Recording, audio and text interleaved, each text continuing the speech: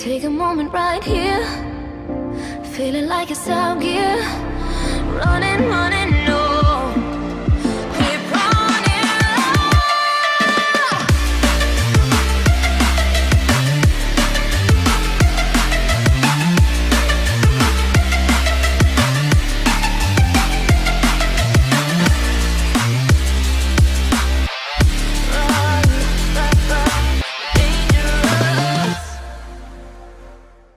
I'm gonna try to explain this chapter the best I can and the most crucial moments in this chapter, because this chapter was everywhere, but it gave us a lot of information. The backstory of Kuzan actually meeting Blackbeard. We finally get to see Law, and we really get to see how immense and how powerful God really is in this chapter.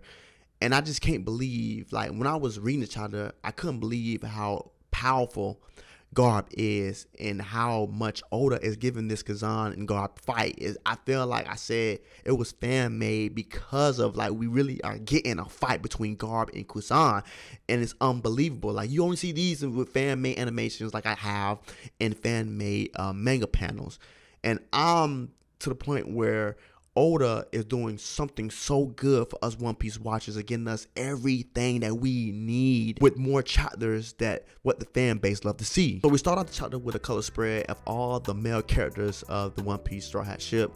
And like I said, Oda always give us nice color spreads, and that was nice with the squirrels. And it seemed like Sanji is the only person that's up actually and read his cookbook. But we have to move on to the real deal chapter, where we see that it seemed like Prince has a Logia fruit where he can extend the clay out of his body. He can produce more clay out of his body. So that emphasized that maybe be a Logia Devil fruit. And we also see GARP crashing down Pirate Island, and we can see he's like, his conqueror's haki is like illuminating himself, and it's like, I love to see that a Marine, right? A Marine has Conqueror's haki. Like, I don't know, if I'm thinking back, I think GARP is the only person of the Marines that has Conqueror's haki. Well, you can say Bull at first was, she's a Shichibukai, but she still was aligned with government. But we can say officially that GARP is probably the first person I ever seen utilize Conqueror's haki, and he's a Marine. And I knew from the beginning that Oda's actually gonna weaken GARP, because what GARP basically said, that look at all this mess, like, I'm losing my edge. I know he's gonna weaken GARP, he's gonna father GARP a little bit, and I hate to see that. Like, just think about it, when GARP was in his prime, how much damage he could have did. Like, we seen how immense, you know, Galaxy Fist was, right? And to think that GARP actually has way more power than that years ago, like, he was a force to be reckoned with. But at the same time, the pirates back then was a force to be reckoned with, because he took out a few pirates, but he always cornered Roger, to the point where we see how strong Roger was with that clash between Whitebeard and Roger. Like, Roger is an amazing figure, a powerful figure. Like, we seen the struggles that Roger had with his disease, and seeing how powerful he was and how immense he was with his haki. And to see that this guy with toe-to-toe with Roger, that's an amazing character development for GARP and Roger. And I feel like in this chapter, where the further coming chapters, we're gonna see GARP versus Kuzan, we're gonna see how he having like GARP with a handicap on his sleeve, on his shoulders, you know, with the boulders on his shoulders, for they can suppress his what power that he have right now, right? Like, his power is not relatable to what he had years ago. Speaking about GARP, I feel like that's one thing I do not like, but Age of Time makes sure that people are contained in One Piece, just like Sengoku and GARP. Those people will be suppressed because of their age, and that's something that us readers have to understand, because as you get older, you get weaker. Even if GARP was even stronger than that, we can get a little tiny glimpse of how strong GARP was in his prime. And to think on God Valley, how strong GARP was, and Roger, to the young Big Mom and young Kaido and Whitebeard. Like, to think how powerful they was in their prime, like, it's a fraction of what they can do right now. Well, rest in peace to Whitebeard, but it's a small fraction of what Kaido and Big Mom can do right now, what they did back then. And that's a big, immense, like, character development for the Yonkos. Everything happened on God Valley with the people that was involved with God Valley. Their haki, their character development is like huge, because you have to put respect on their name. Yes, they got defeated. Big Mom kind of got defeated, right? Yes, they got defeated, right? Whitebeard got killed, right? But just think about the prime when there was part of the Rocks Pirates, bro. Like, that is on a whole other level. On a whole other level. And I don't want to take it that far, because that's a whole other topic that we can talk about later on. That might take an hour or two. But we have to continue with this chapter. So as we see like Hibari get frozen, Kobe's like in shock, right? And Garp is like, bro, like, listen, calm down.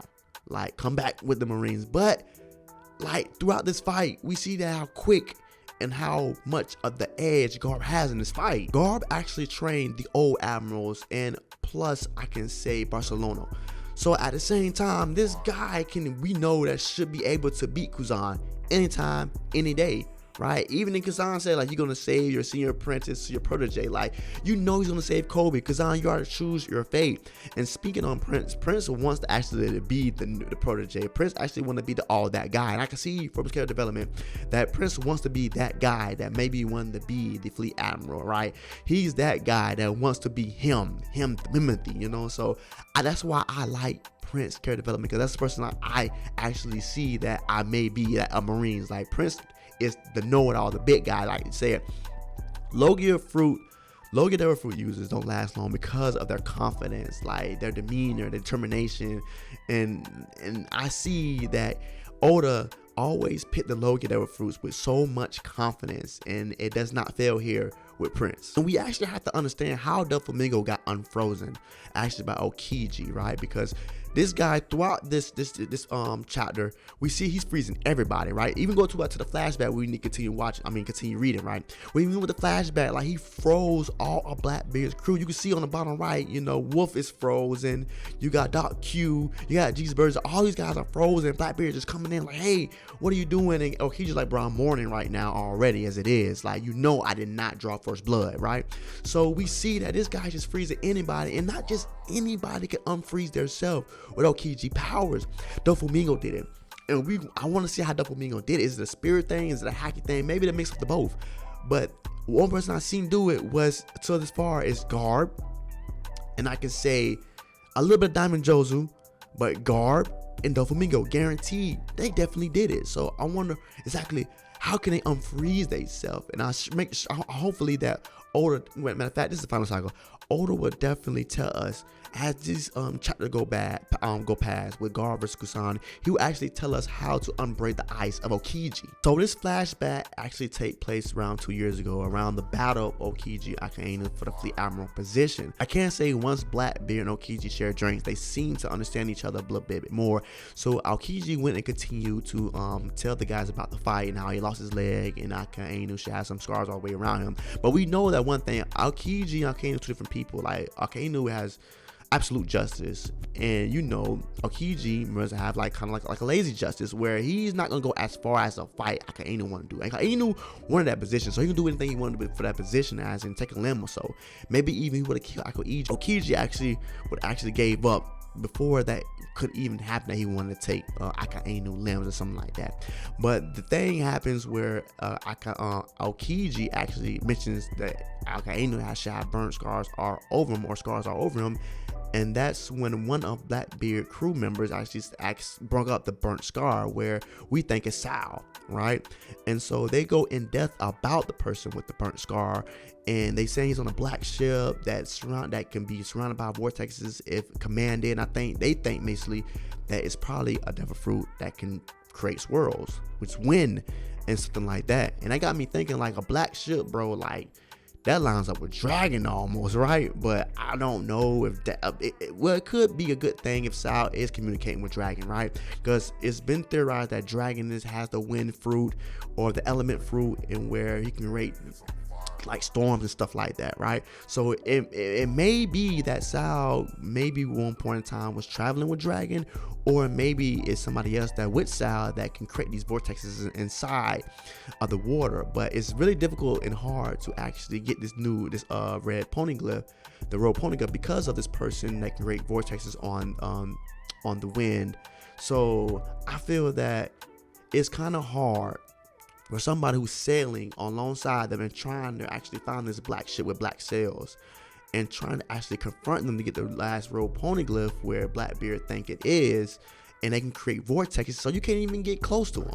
So I would think that maybe that would be a devil fruit, and that's one of what Blackbeard's crew members said. So that would be a great idea to come up with another solution on actually what they can do. And it's crazy how Oda aligns things together, because Okiji don't even know who to do with the burnt scar is, and it's been discovered that it may be Sal with the burnt scars.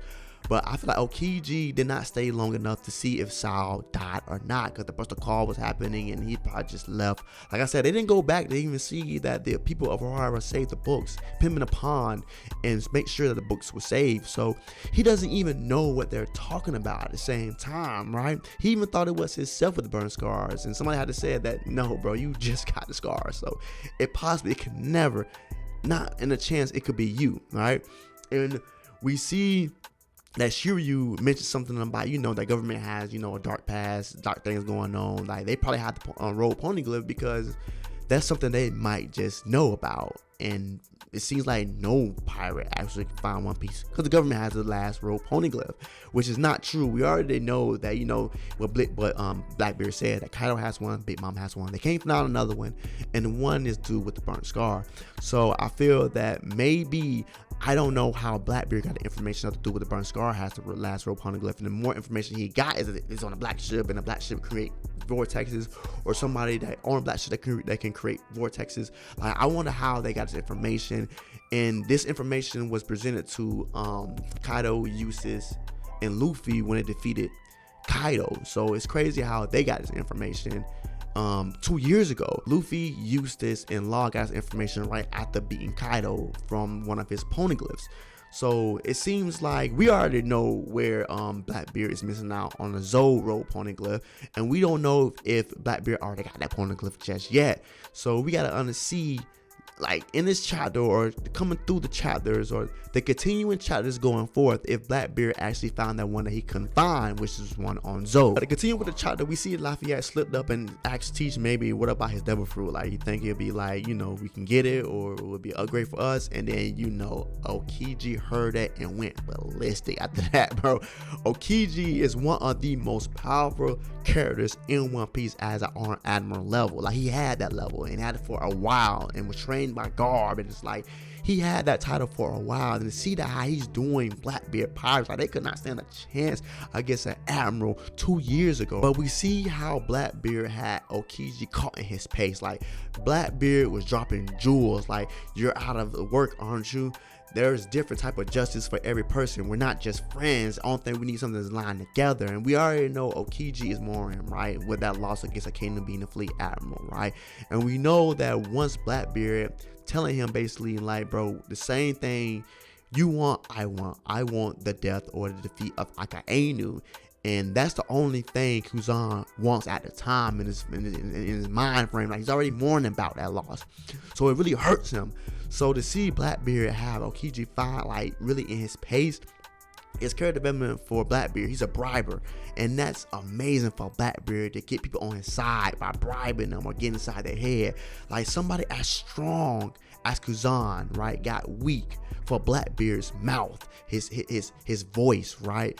And Blackbeard is just more than a villain, bro. Blackbeard is a character we're gonna see at the end of One Piece when it all ends up, right? When somebody found One Piece, the treasure. So we're gonna see more of Blackbeard coming forth. I would not be surprised if Oda actually did what Kishimoto did with Naruto and Sasuke, where they have Naruto one point in time doing his thing, and Sasuke one point in time with a few chapters doing his own thing. Because at the end of the day, we're gonna follow behind Blackbeard. Blackbeard is the ultimate enemy to the Straw Hats characters and Luffy. We're gonna see Blackbeard for a long time and a long stretch, bro. So I won't be surprised if we get more of Blackbeard and get his own story, right, of him, of his voyage actually finding the One Piece, and how he absolutely got the Zoro poneglyph, how he found the dude with the burnt scars, So basically, I won't be surprised at that whatsoever. We get more Blackbeard, even though I, as a Ace fan, hate Blackbeard. I would love to see more in-depth details of Blackbeard and his crew. And recently, we've been getting that from Oda, so I'm definitely feeling it. But we continue to see exactly the fight between Garb and Kuzan, and I feel like this fight is definitely going to be one-sided. Even though Garb is, have a little handicap because of his age, this fight seems like Garb is way quicker, way more powerful. Like, he knows Okiji's weaknesses. Like, he trained the guy, so he know what Kuzan can actually do. I like how I'm going through Aokiji, and I'm going through Kuzan. I'm calling them both the same thing. So basically, he knows this guy. Garp knows his foe pretty well, and I feel like nothing has actually changed. Like, with these Logia users, they're so confident, but he's Admiral level. So he definitely is strong, but he is not really compared to Garp as much. And I feel that Oda may keep it not as one-sided as we think because of Garp's age. But we see how Garp is quick, and he grabbed his mouth and put him down to the blue hole, what he said, with official Viz translations, what it's called, the blue hole. So it's like, he can bury Kuzan if he wanted to. We know that. Garp is powerful as heck, bro. We know that firsthand. This guy trained Kuzan, right? But at the same time, we can see this fight being one-sided. And I don't think he really need is Kobe, but he froze Hibari. And I don't think Garp can coach Hibari how to get out that ice. And Garp just broke out the ice ball ASAP and rushed Kuzan. Like, I think more likely Kuzan is buying more time because he know he cannot defeat Garp. Even though Kuzan knows Garp, right? We don't know extensively how much Kuzan know about Garp power. And it's crazy how we see actually Garp is training him through the fight. Like, wavering inside of weakness. That's something you say to somebody that you're training, right? That does not get a hang of what's going on. So I can definitely say this fight should be one-sided. Garp should take W, or like beating him really bad to the point where, you know, Aokiji would actually release his ice on the Garp stubbornness, and he would take Kobe and leave, because nobody really stands a chance to Garp right now. But I want to see how Oda is going to play this fight out. I want to see if they're going to jump Garp, where they stand a chance by jumping Garp, and to see that Kuzan is the 10th ship. I think he's the 10th member that actually the core members that join the Blackbeard Pirates. Now, it's not by power. It's definitely because Burgess is the first person to join. I think was Burgess, so he's the first ship guy. So it's definitely not by power because Aokiji will be first ship. So it's definitely about who joined the crew. And we have to move on though to the end of this chapter. And the end of this chapter was, I can say, the best thing smoking, would be top tier in this current chapter, because we see that Blackbeard actually won this fight, right? The fight dragged on, and before I get into that, we see that the Blackbeard ship is on Egghead. And who's on the ship? Because in the time scale, it didn't say nothing like a few minutes back, a few hours back, a few days back. It didn't say nothing like that. It's like a part of the current timeline. So who is actually on the Blackbeard ship is on Egghead? Like, that, I'm so confused about. I can't wait to see what's going on after this, but I feel like next chapter we're going to see what's on Egghead, or we're going to continue to fight with Garp and Kuzan. So, but mostly I want to see what's going on Egghead. But to continue with the chapter, we see that Blackbeard got dubbed. Blackbeard destroyed Lost Submarine Polar Team. And to see that it was one-sided. We know that Lost Stubbornness is nothing like Luffy's stubbornness. Like, he would have stood a chance, right? Sanji, Zoro, Jinbei are first commander levels. Ebo is not on the first commander level. If he is, he's like 4th rank, you know, commander level, or entry commander level, where he just got assigned, you know, to the commander position. And to see that he ate something that Chopper gave him and turned to a Su Long form and got Law away from Blackbeard, because the biggest weakness Blackbeard pirate crew has is the sea. So I'm pretty sure they handicap his ship, and where it's gonna be hard for them to follow behind them guys. So they definitely got away. And to see that Law is on his last leg, I'm pretty sure that Law is not gonna die. Law is a fan favorite. Well, Ace was too, but Law is a fan favorite right now. I'm glad that he got away. And I feel the same thing for Usus. I feel like Usus is not dead. I feel like Usus will continue his voyage also. But to see that Blackbeard was planning something actually with Law's Devil Fruit, and like, should I get Eternal Life? Should I bring him back? Because the people on the Rocket Port Instant 100 hearts, they would be so happy to get their heart back. Law wasn't having it, bro. Law was going to survive by any means. And Bebo actually installed that Law to like have faith in our crew members. Like, we got out that iceberg from North Blue. Like, have faith, but I cannot let you die. You are the head honcho. You are our chief head, and like, you cannot die at this moment. And I feel like Bebo and Law will actually get away, and they'll have to meet up with actually Luffy crew. And I feel like that alliance will be forever, right? I feel like they will battle on the all-out war trying to find One Piece, but it would be a good thing for actually Law, you know, to be a part of Luffy's crew. That's somebody powerful that they need, and they will be alongside the core members of the crew who was voyaging with them. Like, I can't see how Law will actually go forth and traveling now unless it was somebody he can trust, and this trust is big and heavy with Luffy. Yes, Law and his crew definitely got defeated by a Yonko, a superior Yonko in his first commander levels. Like, these guys are strong, and the reason why it seemed like Law was doing all the work anyway to hold back his commander levels in the Commodore.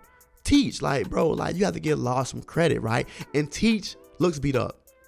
Teach doesn't look like, you know, it was an easy breeze. He's bleeding, he's huffing and puffing. Like, he had a hard time taking down Law because of Law Devil Fruit and how the person that Law is. Law is right up under, I could say, a Luffy, right? Not as in, we can't say not immensely as the strength wise, because Luffy Gear 5th is on a whole nother level now, right? Like, Luffy Gear 5th, like, walked the dog with a Kaido, and Law, he exempts, like, advanced armament haki, and he's immensely great with Devil Fruit, but we can't say that he's not on a Luffy level. And Luffy actually had help already with his crew members. If Luffy at that time, it would have been a great battle, but it definitely was one-sided. I would not feel good about actually Law getting away from that fight without some scars. And the scar was his, you know, ship getting gone and his power crew defeated. So I'm good with that. As long as he got away, we're good. We knew that Law probably would never got a great chance with Blackbeard, but he's still good. So I'm good. He's in the fray. We're good. He got away. He's on his last leg, but I'm pretty sure he's gonna survive. Another thing before I go, bro. Bebo was huge. Bebo was like immensely strong. So I don't know if Chopper actually had that pill and what it did to Bebo to make him turn to a Sulong form. But that pill has an amazing drawback in my opinion, because of how huge he was in his Sulong form, and definitely because it's an alternative from for the moon. So exactly, Chopper is advancing in his studies, and that's amazing for Chopper. We already know that once everything gets said and done, these guys will be top tier, the Straw Hat Pirates, top tier or whatever they do, right? And it seems like, in my opinion, Sanji is like head of steam almost in front of Zoro, or if not in front of Zoro, bro. And it's been a minute since we've seen the Straw Hats. Can't wait to see them. But this chapter was great. 10 out of 10. We'll recommend. Thanks for watching. Like, comment, subscribe to get more of me and more One Piece content. It was a great chapter. No break. So next week, be here, be square. See you next one. Peace.